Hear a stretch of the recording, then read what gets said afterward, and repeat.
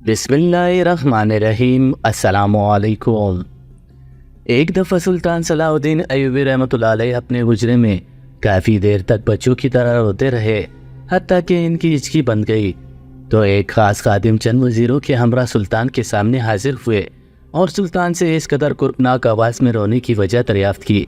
तो सुल्तान सलाहुद्दीन अय्यूबी रहमतुल्लाह अलैह ने उस बुजुर्ग खादिम और बाकी वज़ीरों को मुखातिब करके कहा कि जैसे कि तुम सब जानते हो कि आज माशाअल्लाह काफ़ी बड़ी तादाद में लोग हज बैतुल्लाह अदा करने गए हैं, तो मेरा भी बड़ा दिल कर रहा था कि मैं भी हज बैतुल्लाह कर सकूं, मैं भी इस सफ़र से लुत्फ़अंदोज़ हो सकूं। तो एक वज़ीर ने कहा कि सुल्तान मुआज़्ज़म, आप भी तो इनके साथ जा सकते हैं, आपको किस चीज़ ने रोक के रखा है।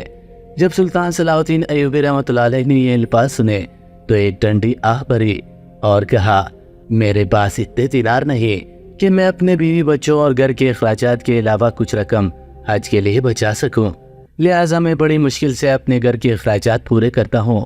जब ये बात इन वज़ीरों ने सुनी तो बड़े हैरान हुए और एक वज़ीर आगे बढ़कर कहने लगा कि सुल्तान मुआज़्ज़म, ये सारा शाही ख़जाना आप ही का तो है। तो सुल्तान के मुंह से बेसाख्ता निकल गया कि इस शाही ख़जाने में मेरा एक दिनार भी नहीं, माँ सिवाय उसके जो मेरा मुकर्रर करदा माहाना खर्च मुझे दिया जाता है, और इस खर्च से मैं बड़ी मुश्किल से अपना घर चलाता हूँ। रही बात शाही ख़जाने की तो वो अवाम का है, इस सल्तनत में रहने वाले लोगों का है, जिसमें आप सब वज़ीर, मशीर, सालार, काजी और दीगर अहबाब शामिल हैं। शाही ख़जाने का एक एक दिनार गरीबों, यतीमों, मस्कीनों और नादरों का हक है, क्योंकि मैं ताजिर तो हूँ नहीं कि मैंने ये माल कमाया हो और शाही ख़जाने में जमा किया हो। जब सब लोगों ने सुल्तान सलाहुद्दीन अय्यूबी रहमतुल्लाह अलैह के ये अल्फाज सुने तो इनकी आंखें भीग गई कि हमारे सुल्तान के अज़ीम आलीशान सोच और किरदार का मालिक है। अगर सुल्तान चाहे तो हज़ारों नहीं लाखों दिनार अपनी ज़ात पर और अपनी अयाशी पर खर्च कर सकते हैं, लेकिन ये इंसान एक दिनार का भी रवादार नहीं। सुल्तान की ये बात जब दीगर वज़ीरों और सालारों तक पहुंची तो चंद एक ने समझा कि ये कैसे मुमकिन है कि सुल्तान के पास हज करने के लिए रकम मौजूद ना हो, लेकिन वक्त ने सुल्तान के ये अल्फाज सच करके दिखाए थे। आपको ये भी बताते हैं कि जब सुल्तान सलाहुद्दीन अय्यूबी रहमतुल्लाह अलैह का इंतकाल हुआ तो इनकी जायदाद में क्या कुछ बचा था, इन्होंने अपनी औलाद के लिए क्या कुछ छोड़ा था। ये बताने से पहले आपको बताते चले कि जब सुल्तान सलाहुद्दीन अय्यूबी बैतुल मुक़द्दस फतह करने निकला और दुनिया भर के ईसाई कौम मुत्तहिद होकर सामने आ गई तो सुल्तान सलाहुद्दीन अय्यूबी रहमतुल्लाह अलैह के मशीरों, वज़ीरों, जासूसों और सालारों ने मशवरा दिया कि सुल्तान मुआज़्ज़म अभी हमला ना किया जाए, हमें शिकस्त का ख़तरा है, क्योंकि मुखालिफ इस वक्त इकट्ठे हो गए हैं और बहुत ताकतवर हैं, क्योंकि इनके पास बहुत बड़ी फ़ौज है और ये लोग असलियत से भी लैस हैं, जबकि इनके मुकाबले में हमारी फ़ौज की तादाद भी कम है, हमारे घोड़े भी कम हैं और हमारे पास असलिया भी इतना नहीं कि हर सिपाही इसे अपना हथियार बना सके। क्योंकि इस वक्त सुल्तान सलाहुद्दीन अय्यूबी रहमतुल्लाह अलैह के मुखालिफ जितने भी बड़े ओहदेदारान और हुक्मरान थे, सब अपनी ज़ात रंजिशों को बुलाकर इकट्ठा हो गए थे ताकि सुल्तान सलाहुद्दीन अय्यूबी को शिकस्त दे सके। जब सुल्तान ने अपने वज़ीरों, मशीरों के ये अल्फाज सुने तो सुल्तान सलाहुद्दीन अय्यूबी रहमतुल्लाह अलैह ने इस मौके पर तारीख़ी जुमले कहे थे कि यही तो सबसे बेहतरीन वक्त है इन्हें एक साथ तबाह करने का, वरना एक एक को मैं कहाँ तलाश करता फिरूँगा। और फिर तारीख़ ने देखा कि किस तरह अल्लाह ताला ने सुल्तान सलाहुद्दीन अय्यूबी रहमतुल्लाह अलैह को सुरखरू किया। ये थे वक्त के सुल्तान सलाहुद्दीन अय्यूबी रहमतुल्लाह अलैह, जिनकी बहादुरी के चर्चे आज भी दुनिया के कोने कोने में गूंज रहे हैं। आज भी यूरोप सुल्तान सलाहुद्दीन अय्यूबी रहमतुल्लाह अलैह के नाम से कामता है और इनकी बहादुरी और अक्लमंदी से अपने आने वाली नस्लों को मुसलमानों की तारीख़ बताते हैं। तारीख़ हमेशा टकराने वालों की लिखी जाती है, ना कि तलवे चाटने वालों की, और ता क़यामत सुल्तान सलाहुद्दीन अय्यूबी की बहादुरी की दुनिया मिसालें देती रहेगी। एक दफ़ा सुल्तान सलाहुद्दीन अय्यूबी को वज़ीरों ने बताया कि बादशाह रिनाल्ड ने अपनी औलाद के लिए 2 बहुत बड़े महल बनाए हैं, जिनमें सोने और चांदी का बहुत सारा काम किया गया है, और ये महल 4 साल में तामीर हुए हैं, जो कि ईसाइयों के सबसे बड़े और माहिर कारीगरों ने बनाए हैं। और बादशाह रिनाल्ड का ये दावा है कि इस तरह के महल पूरे दुनिया में नहीं हैं और ना कोई बना सकेगा। ये महल मैंने अपने बच्चों के लिए बनाए हैं। तो एक वज़ीर ने सुल्तान से कहा कि आप भी अपनी औलाद के लिए सोने और चांदी से बना हुआ एक खूबसूरत महल बनवाएं, جو کہ آپ کے چلے جانے کے بعد بھی آپ کی اولاد کے کام آئے اور وہ ساری زندگی بیٹھ کر کھا سکے۔ سلطان صلاح الدین ایوبی رحمۃ اللہ علیہ نے بڑے دربار میں تاریخی جملہ کہا کہ میں اپنی اولاد کے لیے ایک سونے کا کمرہ تک نہ بناؤ اور تم لوگ سونے سے بنے محل کی بات کرتے ہو۔ اور پھر فرمایا، نبی کریم صلی اللہ علیہ وآلہ وسلم کا فرمان عالی شان ہے کہ اگر تم اپنے وارثوں کو اپنے پیچھے مالدار چھوڑ جاؤ تو یہ اس سے بہتر ہے کہ تم انہیں محتاج چھوڑو کہ لوگوں کے سامنے ہاتھ پہ لاتے پھرے۔ میں اپنی اولاد کے لیے کوئی وراثت، کوئی اثاثہ چھوڑ کر نہیں جاؤں گا ماں سوائے اپنے کردار کے اثاثے کے۔ پھر سلطان نے تاریخی الفاظ کہے کہ میری نظر میں کسی بھی انسان کے لیے کردار سے بہتر کوئی اثاثہ نہیں جو کہ والدین اور بڑے اپنے بچوں کے لیے چھوڑ کر اس طرح فانی سے کوچ کر جائیں۔ پھر سلطان نے کہا کہ حدیث نبوی ہے کہ خرچ کیا کرو، اپنی زندگی میں گناہ نہ کرو تاکہ تمہیں بھی گن کے نہ ملے، اور کبھی جوڑ کے نہ رکھو، وہ چاہے اناج کا ذخیرہ ہو، دینار ہو یا سونے چاندی کے پہاڑ ہو، کچھ نہ چھپا کے رکھو تاکہ تم سے بھی اللہ تعالیٰ اپنی نعمتوں کو نہ چھپائے۔ سلطان صلاح الدین ایوبی رحمۃ اللہ علیہ نے فلسطین، لبنان، اردن اور مصر پر حکومت کی اور بیت المقدس کو فتح کیا، لیکن جب ان کا انتقال ہوا تو قرض لے کر ان کے کفن دفن کا انتظام کیا گیا۔ ان کی وفات کے بعد جب ان کی جائیداد کا حساب لیا گیا تو ایک گھوڑا، ایک تلوار، ایک دینار اور 36 درہم کے سوا کچھ نہ پایا گیا۔ وہ شدید خواہش کے باوجود حج تک نہ کر سکے۔ سلطان صلاح الدین ایوبی رحمۃ اللہ علیہ نے جب بیت المقدس کو فتح کیا تو ایک وزیر نے سلطان سے مخاطب ہو کر کہا کہ میں پورے وسعت سے یہ کہہ سکتا ہوں کہ اگر آپ کی جگہ امت مسلمہ کا کوئی بھی سلطان ہوتا تو بیت المقدس کو فتح نہ کر سکتا۔ یہ وزیر سمجھ رہا تھا کہ شاید سلطان اسے داد دے گا، لیکن سلطان نے تلخ لہجے میں کہا کہ مجھے لگتا ہے کہ تم گمراہی کے راستے پر چلنے لگے ہو۔ میں کون ہوتا ہوں بیت المقدس کو فتح کرنے والا؟ یہ تو اللہ تعالیٰ کی کرم نوازی ہے کہ مجھ جیسے ناتواں گناہگار بندے کو اس عظیم کام کے لیے چنا اور میرے ساتھ دینے کے لیے تم جیسے وزیر دانا جنگجو اور بہادر سپاہی عطا کیے، اور سب سے بڑھ کر اولیاء کرام کی دعائیں، حاجیوں کی دعائیں اور ہمارے بزرگوں کی دعائیں ہمارے ساتھ تھیں، تب جا کر بیت المقدس مسلمانوں کے حصے میں آیا۔ سلطان صلاح الدین ایوبی رحمۃ اللہ علیہ نے کہا کہ ہر بڑی کامیابی کے پیچھے والدین، مخلص دوست، بزرگوں اور اولیاء کرام کا ہاتھ ہوتا ہے۔ اسلام کے بہت بڑے مجاہد اور سچے عاشق رسول سلطان صلاح الدین ایوبی رحمۃ اللہ علیہ کی اتنی بڑی فتوحات اور بیت المقدس کی فتح کے پیچھے بزرگان دین اور اولیاء کرام موجود تھے، جو وقت سے پہلے سلطان صلاح الدین ایوبی رحمۃ اللہ علیہ کو اللہ تعالیٰ کی مدد سے ان خطرات سے آگاہ کرتے، اور سلطان صلاح الدین ایوبی رحمۃ اللہ علیہ اپنی عقل مندی سے آنے والے مشکلات اور دشمنوں کی چالوں کا منہ توڑ جواب دیتے تھے۔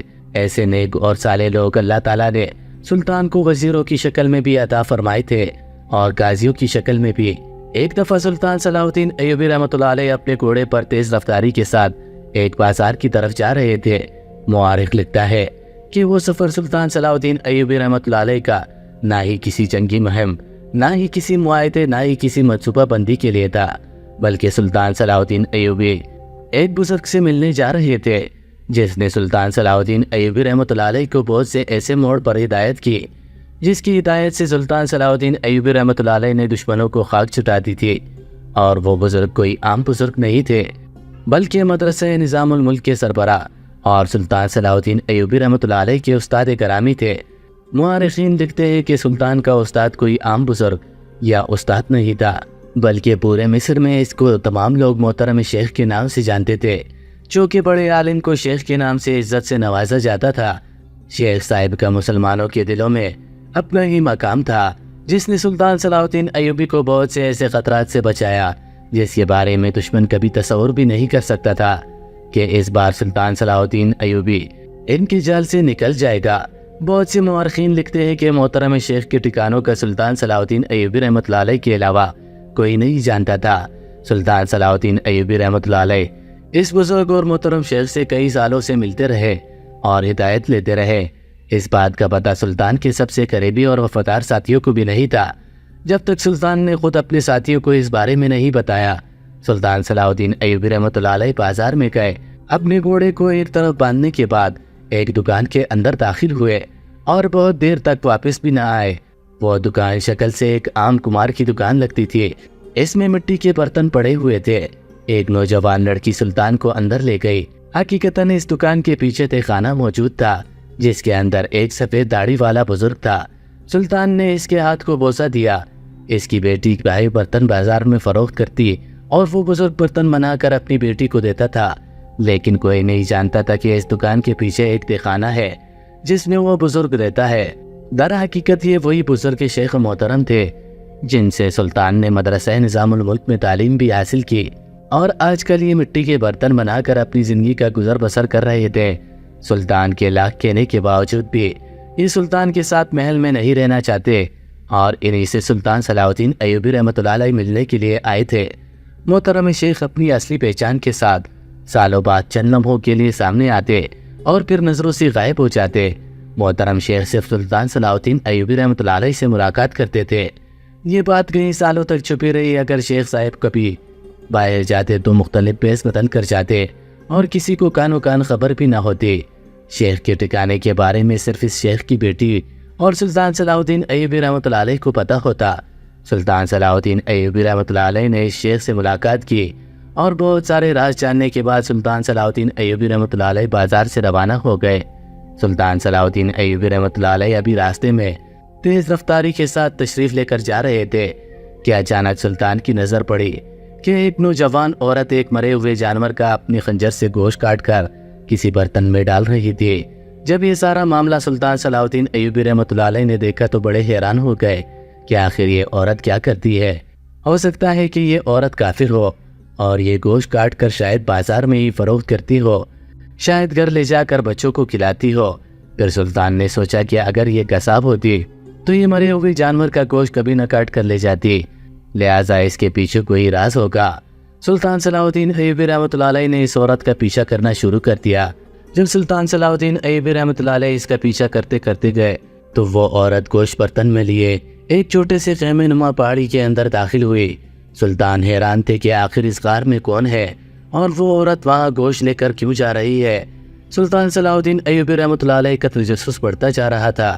اب سلطان صلاح الدین ایوبی رحمۃ اللہ علیہ نے غار سے چند قدم دور اپنا گھوڑا باندھ دیا تاکہ گھوڑے کی آواز سن کر غار میں موجود کسی کو پتہ نہ چل جائے۔ سلطان صلاح الدین ایوبی رحمۃ اللہ علیہ گھوڑے سے اترے اور جا کر غار کی دہانے کے ساتھ چھپ کر کھڑے باتیں سننے لگے۔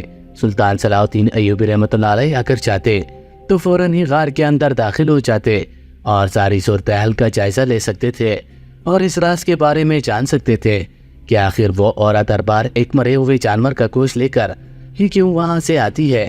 لیکن سلطان نے سوچا کہ اگر پردے کے پیچھے حال معلوم کیا جائے تو یہ سب سے بہتر رہے گا۔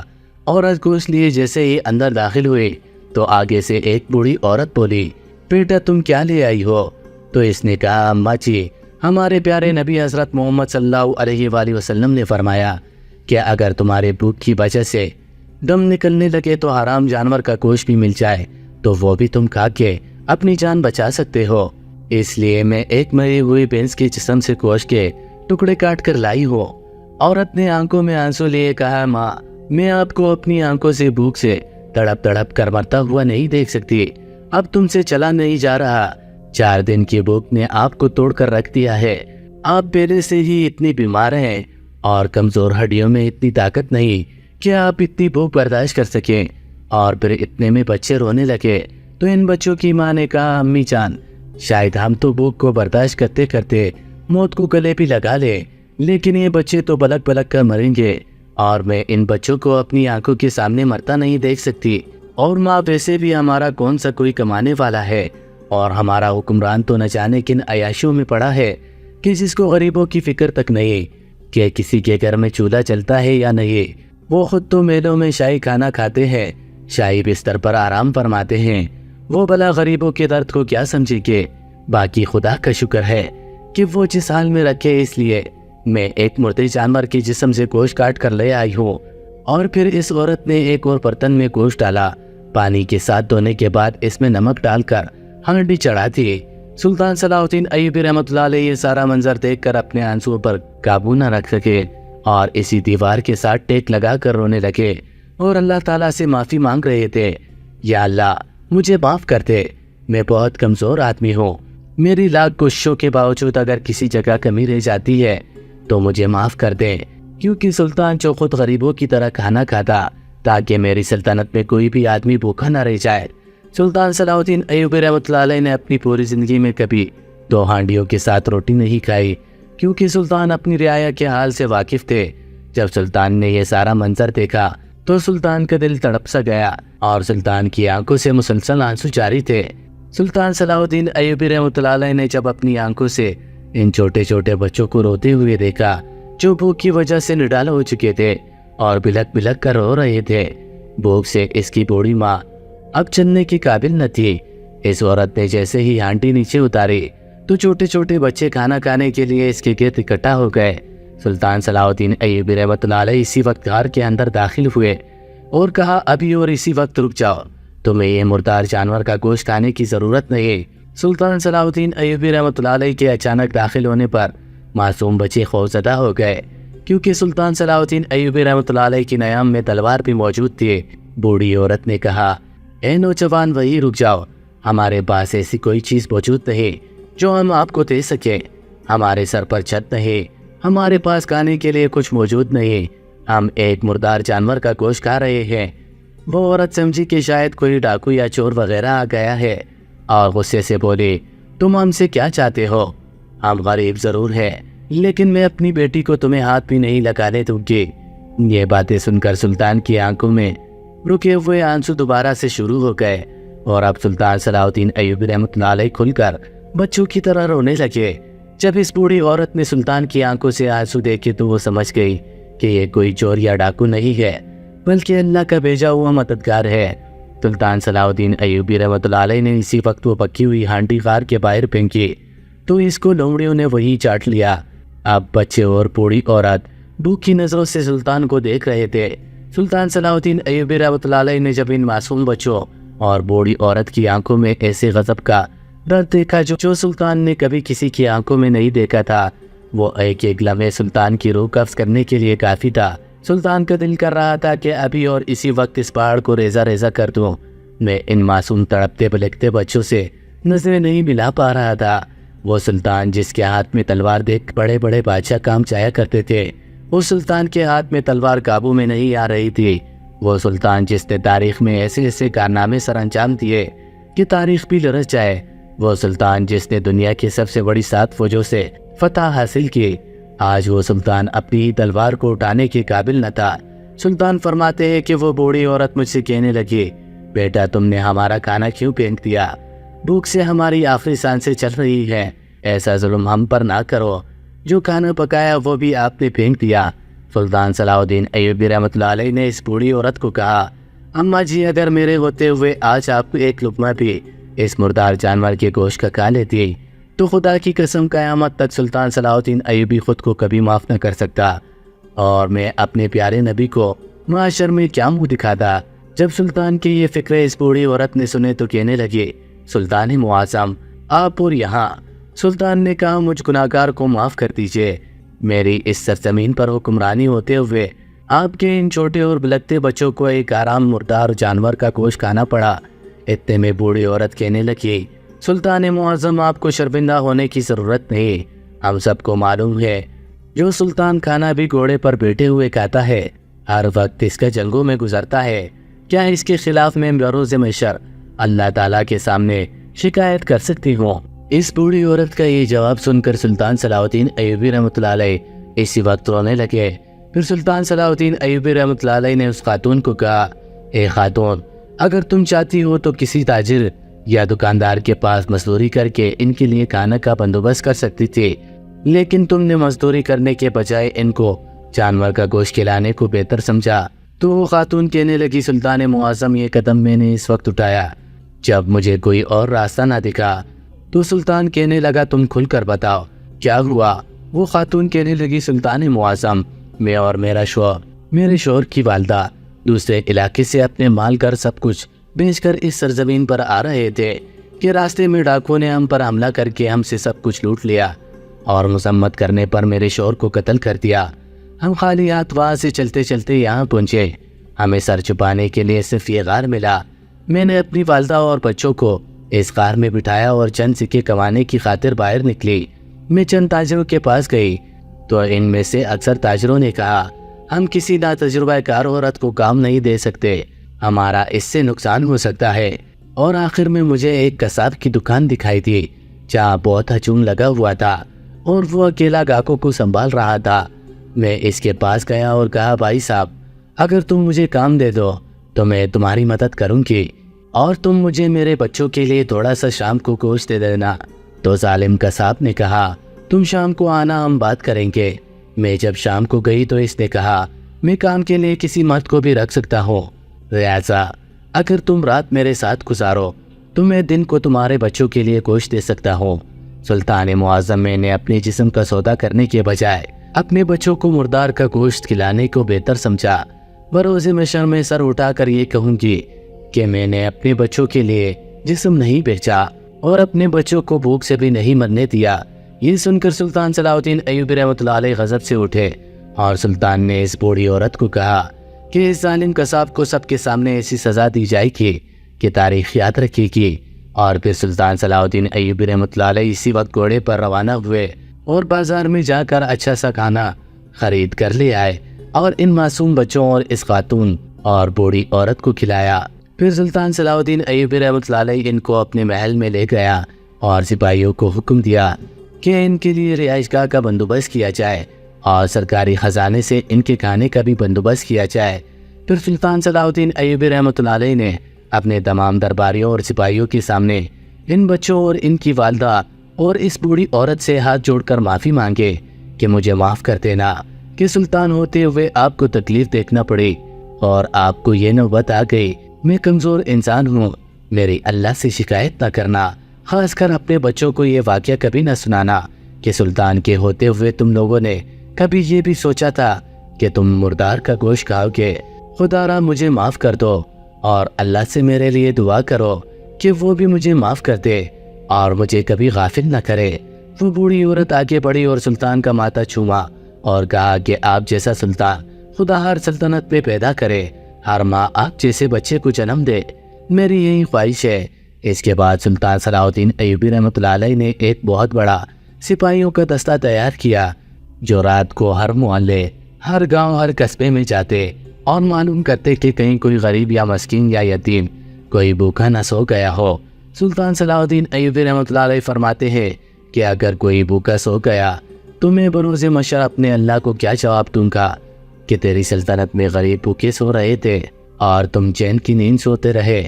اللہ اکبر۔ سلطان کی عاجزی کا یہ عالم تھا کہ جہاں کبھی کسی بھی جگہ اپنی غلطی محسوس ہوتی تو ان سے معافی مانگتے اور اللہ سے بھی گڑ گڑا کر معافی مانگتے، کیونکہ سلطان جانتے تھے کہ آخرت کا معاملہ بڑا سخت ہے۔ بہتر یہی ہے کہ آج اسی دنیا میں جہاں غلطی ہو اپنی غلطی تسلیم کر کے اس سے معافی مانگی جائے اور اللہ سے بھی اپنی غلطی کوتاہی کی معافی مانگی جائے۔ مزید ایسی سبق آموز واقعات اور کہانیوں کے لیے ہمارے چینل دل جمیل سیریز کو ضرور سبسکرائب کر لیجیے گا۔ اللہ حافظ۔